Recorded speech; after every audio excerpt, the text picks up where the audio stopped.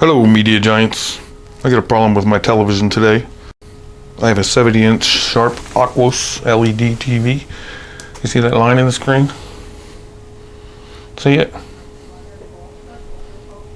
Well, it bothers me a lot, and I've had this before, and I found a way to fix it, but it eventually comes back. But the last time I fixed it, it stayed away for a few months. But just came back today. I'm going to show you what I do, okay? There's all kind of remedies online about it. There's actually tabs inside that go around. I don't know how much you can see of this frame here. Go around the frame of the TV, the bezel. Behind the screen, there's tabs that are stuck with adhesive, with electrodes that control the pixels or whatever. You see when I zoom close? It's a line of pixels. I know it's distorted, but it's there. It's a red line, and it bothers me a lot when I'm watching TV. So what I do, watch, see the line? I'm going to the bottom of the TV. There it is, see it? I'm gonna bang on the bottom, right there. So you see a little bit right there? But it goes all the way up.